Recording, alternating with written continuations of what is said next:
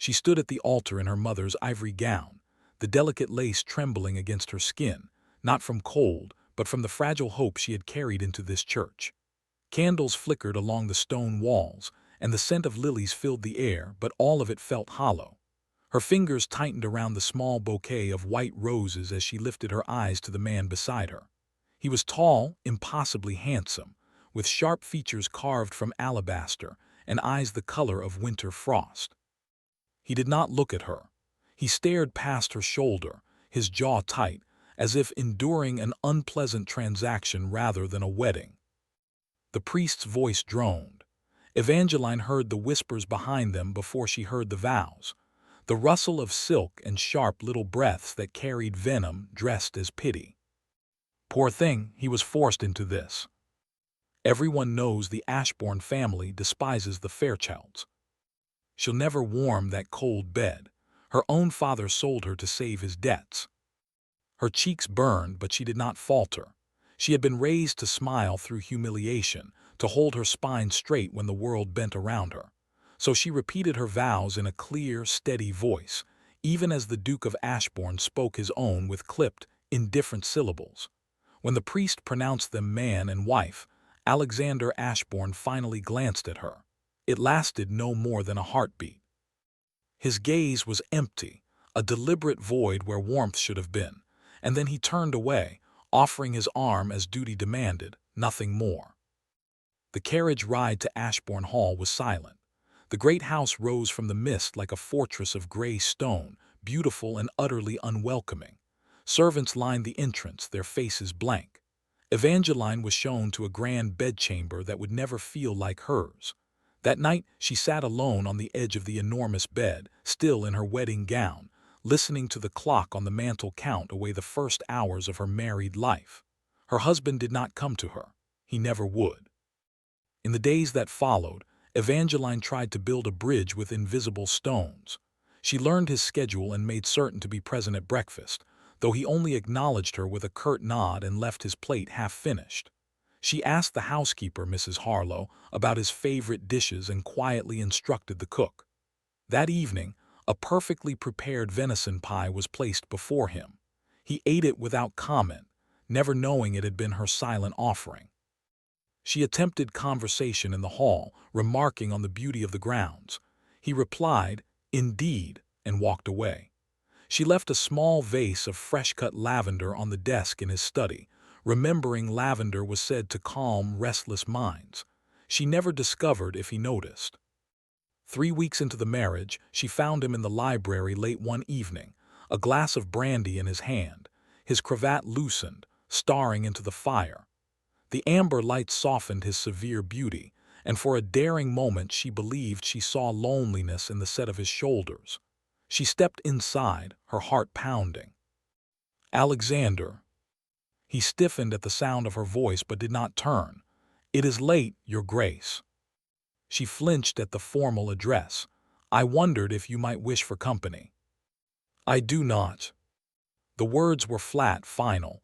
She stood there, feeling foolish, the hope draining from her limbs.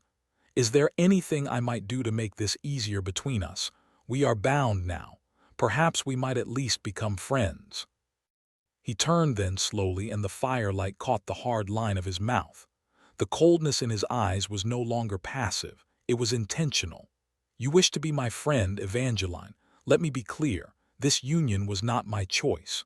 You are here because your father's ruin demanded a sacrifice, and I was the unfortunate recipient. I will provide for your comfort and title as honor demands.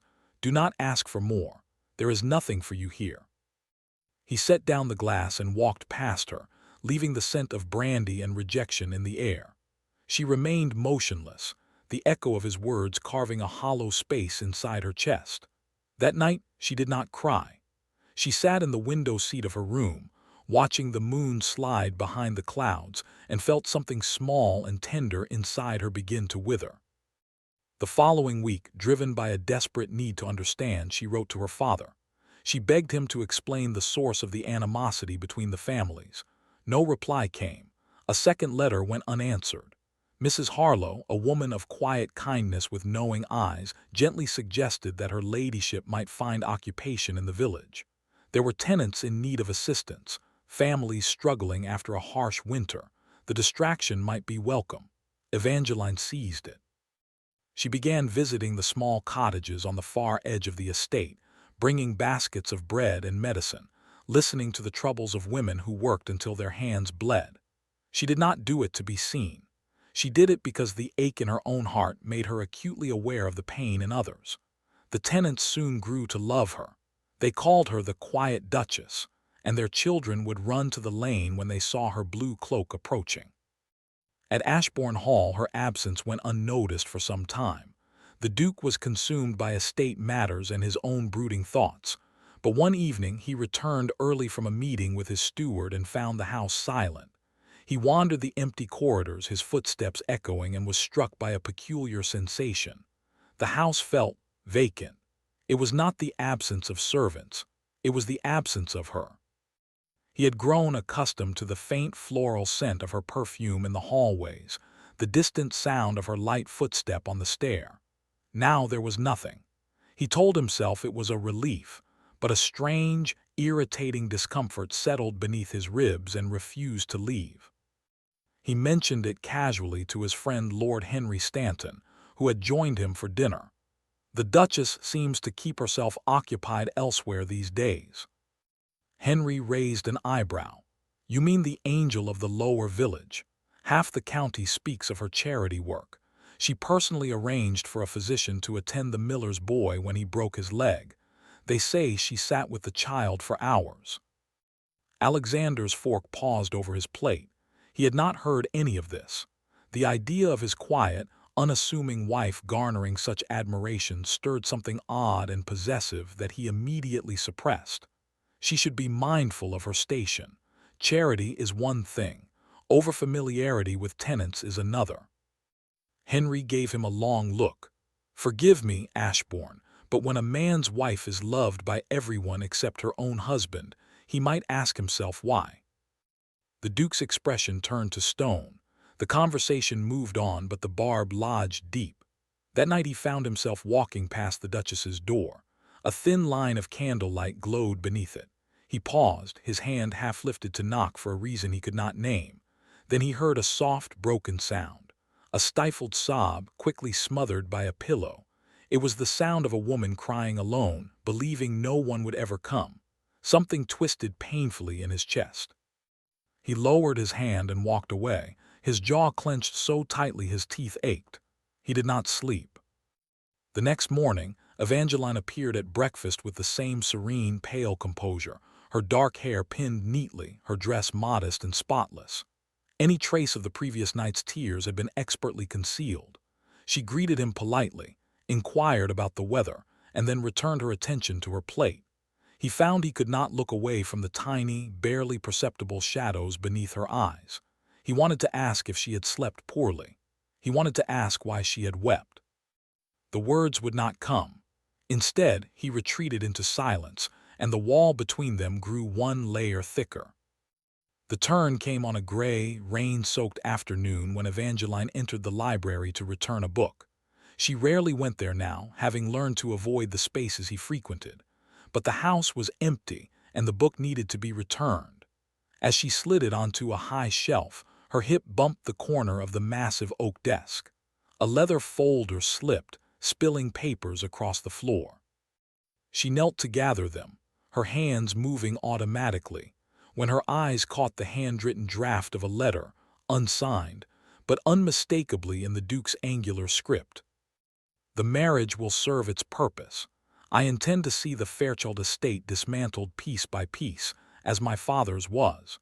The debt her father owed my family will be paid in full, not in coin, but in dignity extracted. She is merely the instrument of that justice. Once I hold the remaining deeds, she will understand what it means to be the daughter of a man who destroyed others." The words blurred. She read them again, her blood turning to ice. The full, horrific meaning unspooled slowly in her mind. He had not married her out of duty or cold obligation. He had married her as a weapon. She was not a neglected wife. She was a hostage in a campaign of vengeance she had never known existed. Her father's desperate pleas, the sudden arrangement, the urgent need to settle debts. It all made a terrible kind of sense now. She had been sold into the hands of a man who intended to break her family utterly, and she had spent weeks offering him lavender and hopeful smiles like a fool. She carefully replaced the papers exactly as she had found them, her movements mechanical. She stood, and the room seemed to tilt around her. When she walked to the window, the rain streaking the glass mirrored the cold clarity settling in her veins. The hope she had nurtured, the fragile little plant she had watered every morning with patience and forgiveness, snapped at the root and died. She did not weep. She simply felt the last of her warmth drain away, leaving behind something far more resilient. A quiet resolution took its place. She would no longer seek his approval. She would no longer tiptoe around his moods or yearn for a kind glance. She had been a ghost in this house, and a ghost she would remain, but a ghost with purpose. She would give her heart to those who needed it, the village, the tenants, anyone but him. And when the day came that he revealed his cruel design, she would meet it with a dignity he could never strip away. That evening, she did not come down for dinner. At first, Alexander assumed she was unwell. He dined alone, the long table stretching into oppressive shadows. The food tasted like ash. He asked Mrs. Harlow if a tray had been sent to the Duchess.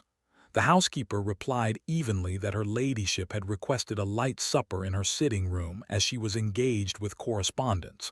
Correspondence with whom? He did not ask. The question felt too revealing. A pattern emerged. She began to decline invitations to dine with him, always with a polite excuse. When they passed in the hallway, her greeting was flawless but entirely hollow, the way a stranger might acknowledge another on a public street. She no longer left flowers. She no longer waited in the drawing room to bid him good night. The small, aching absences began to accumulate like snowdrifts, silent and suffocating. One afternoon, returning from the stables, he glimpsed her through the garden gate. She was kneeling in the soil beside the old gardener, her gloves discarded, her hands buried in the earth, laughing. The sound floated across the lawn, bright and unfamiliar. He stopped walking. He realized with a jolt that he had never once heard her laugh, not in his presence.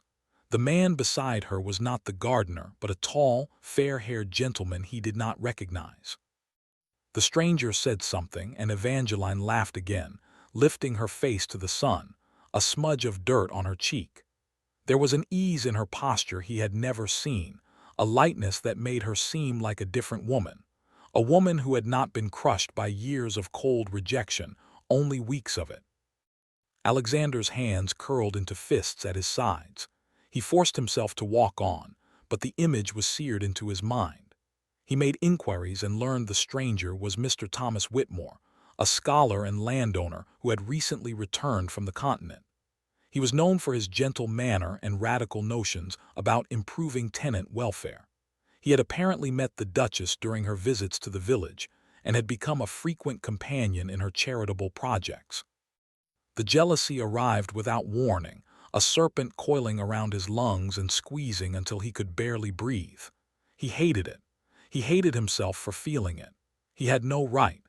He had built this desert between them with his own hands, and now he was parched for the water he had refused to drink. The next time he saw Whitmore was at a garden party hosted by a neighboring baron. The event was tedious, filled with the usual social maneuvering, but he attended solely because Evangeline would be there. She had arrived separately, having spent the morning at the orphanage. When she entered the garden on the arm of Lord Henry Stanton, who had offered to escort her, the Duke felt the air leave his lungs. She was wearing a gown of soft sage green, her dark hair dressed with simple pearls, and she was radiant. Not because of the gown, but because of the quiet, self-contained smile on her lips, the smile of a woman who no longer sought anyone's validation. She greeted him with a polite curtsy and 2 words, "Your Grace," before moving past him into the crowd. He was left standing there, invisible, while she was immediately surrounded by admirers. Whispers followed her path. "She's transformed, hasn't she? Utterly lovely and so kind. The Duke is a fool. Everyone says so." Then he saw Whitmore approach her. The man bent his head close to speak, and Evangeline's face lit with the same warm, unguarded laughter he had seen in the garden. A white-hot flash of possessiveness surged through Alexander. He crossed the lawn before he could stop himself and inserted himself directly beside his wife, his body a wall of tension. "Whitmore," he said, his voice deceptively smooth, "I trust you are enjoying the afternoon." Thomas Whitmore looked up, unflustered. "Immensely, Your Grace. The Duchess has just been enlightening me on the needs of the Miller's family. A remarkable woman you have married." The words were innocent, even complimentary, but Alexander heard a challenge buried inside them, a recognition of treasure he had carelessly discarded. "Indeed," he replied, his tone icy. "I am aware of my wife's virtues, perhaps more aware than some." Evangeline's eyes flickered toward him. Surprise and wariness mingled there. The smile she had worn for Whitmore dimmed. She excused herself gracefully and drifted toward a group of elderly ladies, leaving both men standing in the thick, uncomfortable silence. Whitmore studied the Duke with an expression that was both pitying and knowing. "Forgive me, Your Grace, if I speak out of turn," Whitmore said quietly. "But a woman like that does not remain unnoticed. The world will see her worth, even if her own household does not." He bowed and walked away.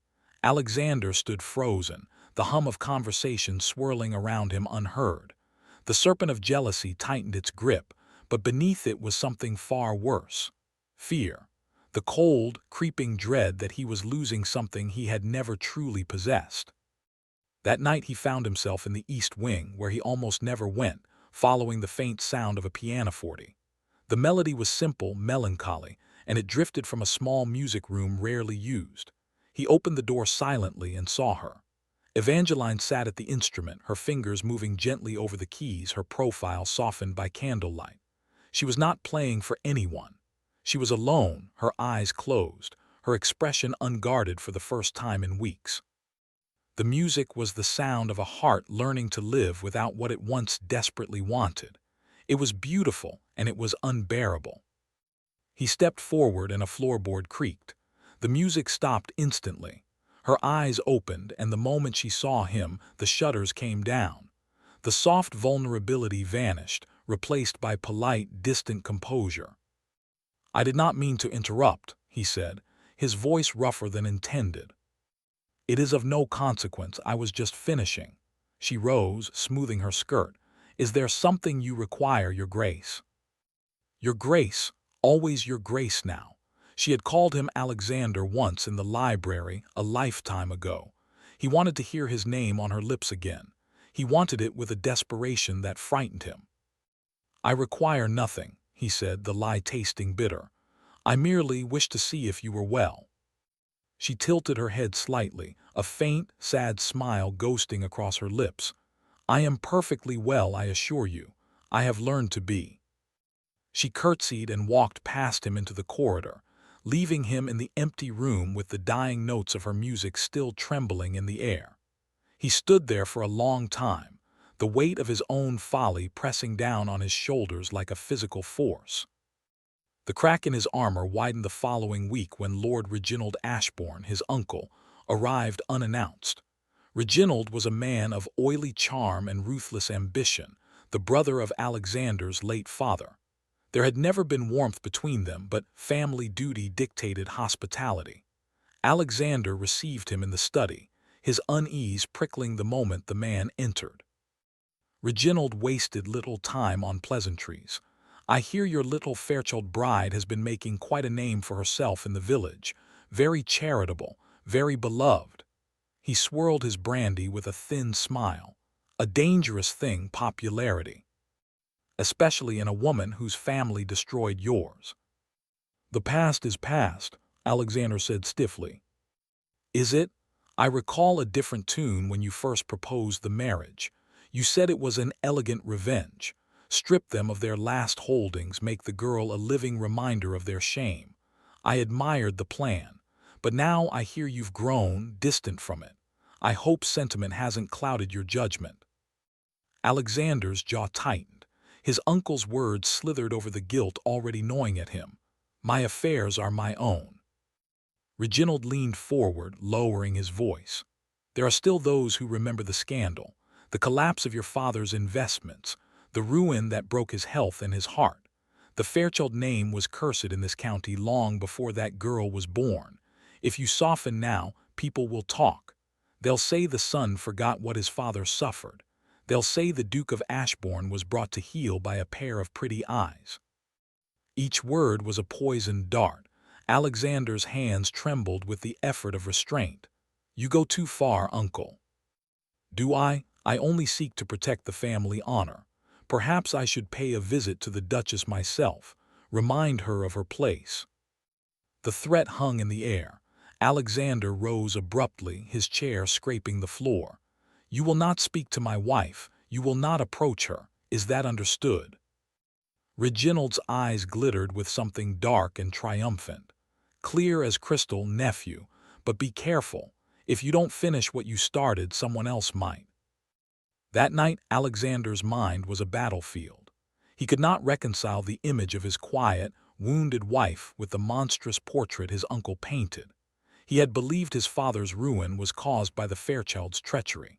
He had been told the story since boyhood, how Victor Fairchild had lured his father into a disastrous investment, then withdrew his own funds secretly, leaving the Ashbourne estate to collapse while the Fairchilds walked away unscathed. His father had died a broken man, and Alexander had carried that grudge like a sacred flame. But now, living under the same roof as Evangeline, seeing her kindness, her resilience, her quiet dignity, the flame flickered. Something did not align.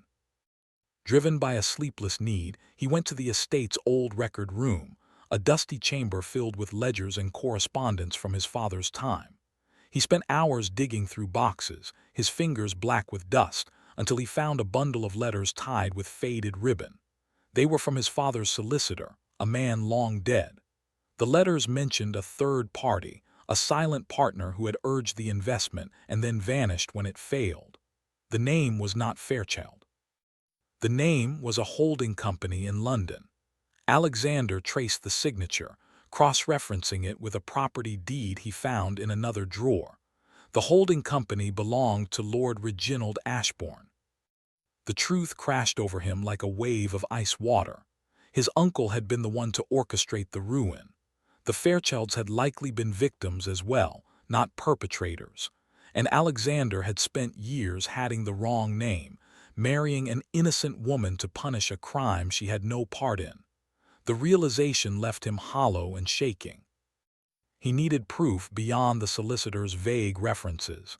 He needed a confession. That would come sooner than expected, from the most unexpected source. 2 days later, Evangeline was walking the lane near the home wood when a carriage approached too fast, its wheels lurching. The horses were spooked by a pheasant and the coachman fought to control them. The carriage tipped dangerously. Without thinking, she ran forward, shouting for help. The vehicle steadied and the door swung open to reveal Lord Reginald, pale with fury rather than fear. He descended, brushing off his coat with violent jerks. "You foolish woman," he snapped, his cultivated charm stripped away. "Meddling in everything just like your father." Evangeline froze. "My father? What do you know of my father?" Reginald's lips curled. He was a soft-hearted fool who tried to warn Ashbourne about the investment, but I intercepted the letter. Your father knew the scheme was rotten and he tried to save his enemy. I could not allow that, of course. My brother's ruin was necessary. I merely ensured the blame fell on Fairchild. And now you've married into the very house I meant to control. But you'll break soon enough. Alexander will see to that, or I will. He climbed back into the carriage and was gone before she could draw another breath. Evangeline stood on the dusty lane, the world realigning with horrifying clarity. Her father had tried to save the old duke. He had been thwarted. The debt, the forced marriage, the cold hatred her husband had shown her, all of it was rooted in a lie crafted by the very uncle who now threatened her. She pressed her hand to her stomach and felt the deep, aching sorrow of a lifetime of misunderstanding. But beneath it, a fierce, protective fire ignited. She would not let this man destroy what fragile peace she had built. She would tell Alexander, not for love, for the truth. She walked directly to Ashbourne Hall, her stride steady for the first time in months. She found Alexander in the study, still surrounded by the old letters, his face ashen with his own discoveries. He looked up as she entered, and the sight of her solemn expression stopped his heart. "Evangeline," he breathed, the name a prayer he had not earned the right to speak. She did not soften. "I have something to tell you, and I will say it once because after this I am done with shadows." She recounted the Lane encounter, every poisonous word Reginald had spilled. As she spoke, Alexander's hands clenched on the desk, his knuckles white. By the time she finished, his eyes were blazing with a fury not directed at her, but at the monster who wore his family name. He crossed the room in 3 strides, stopping before her with a desperation that transformed his entire bearing. "I know," he said, his voice raw. "I found the letters. I know my father was not ruined by yours. I know I have been a blind, arrogant fool, and I have punished you for a crime that never happened. I married you to avenge a ghost, and instead I destroyed the only living soul who might have." He choked on the words. "Who might have loved me if I had let her." The silence that followed was heavy, electric. Evangeline looked at him, her eyes swimming with unshed tears but her composure steady. "You wanted to dismantle my family's dignity. You wrote it yourself. I read the letter. You saw me only as a tool for revenge." His face crumpled. "I did. I wrote those foul words before I knew you, before I saw your heart. I have no excuse. I can only tell you that those words burned in my chest every day since, and they are the greatest shame of my life. I would cut them out of my memory if I could.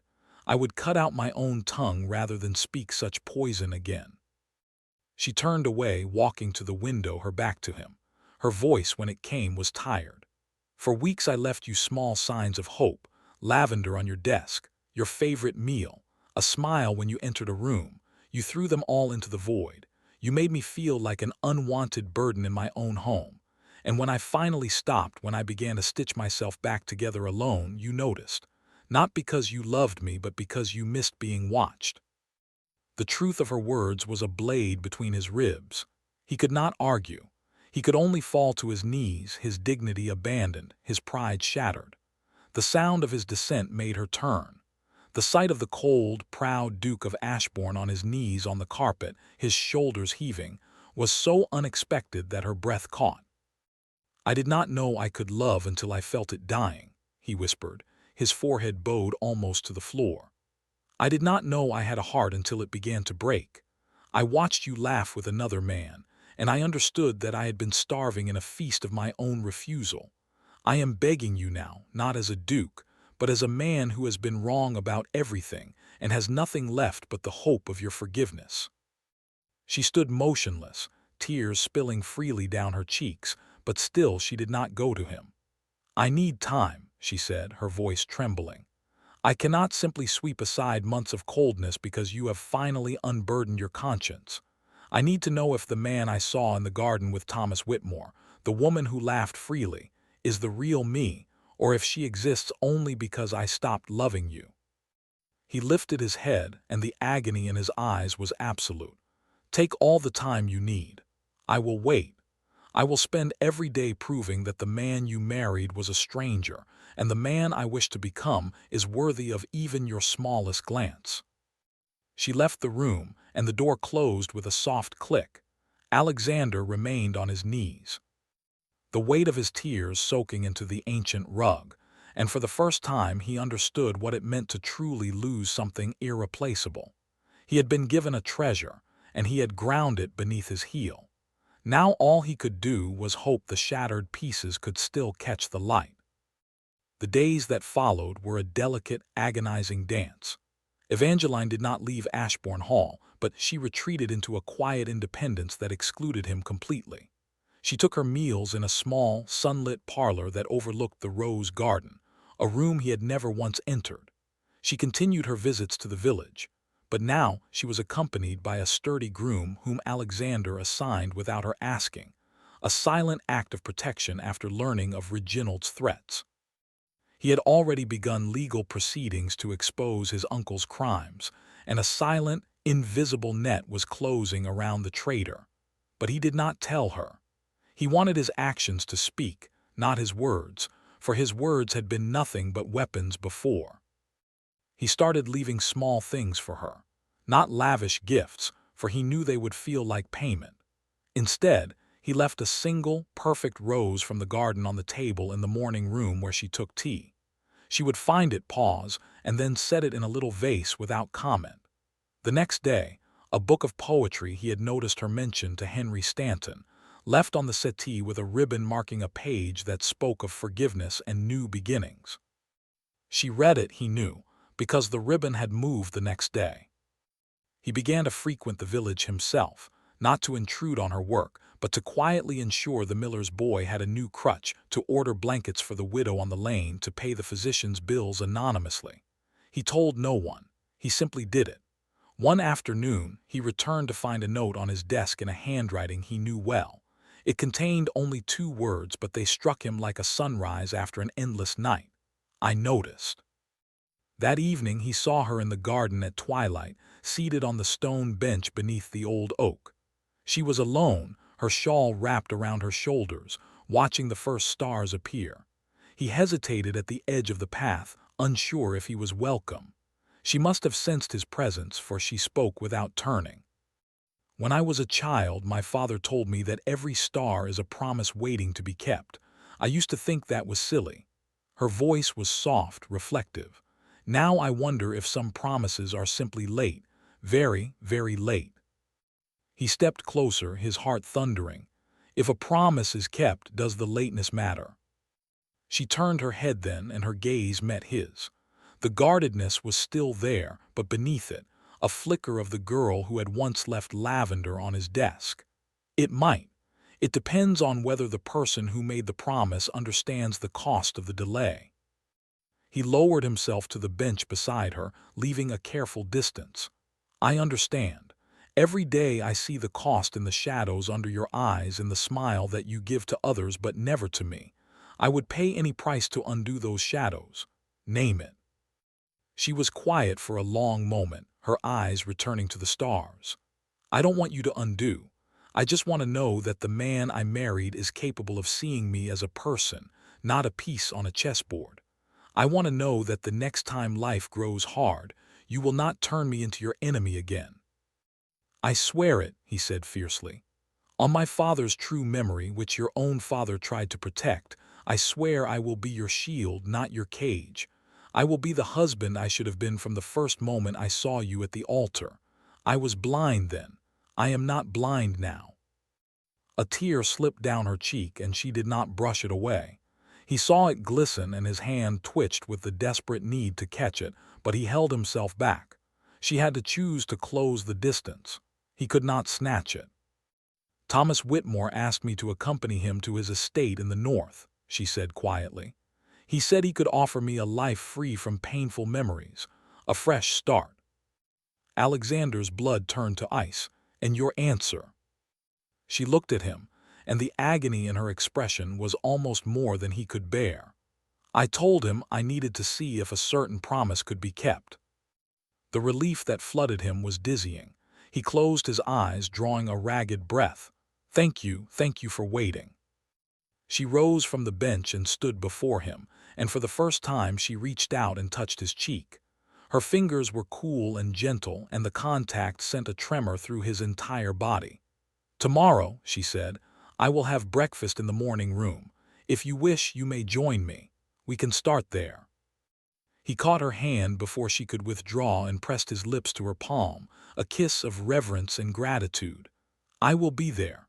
I will always be there." The next morning dawned pale and golden.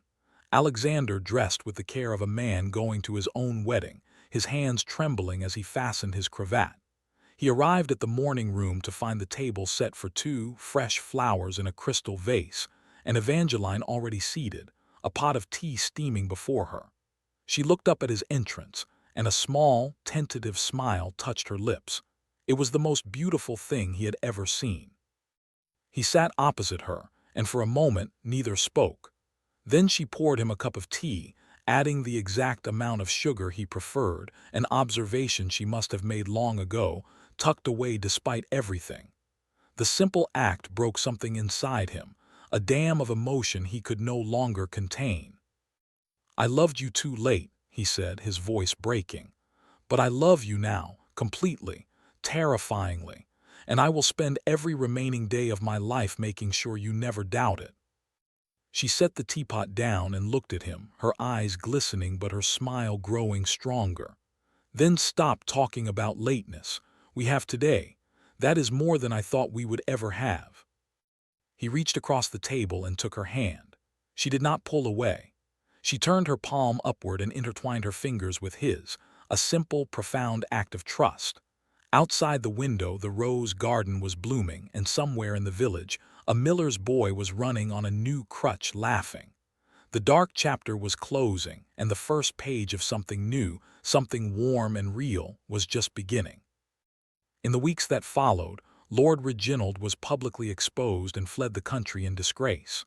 The truth of the old Duke's ruin came to light, and with it, the Fairchild name was fully vindicated.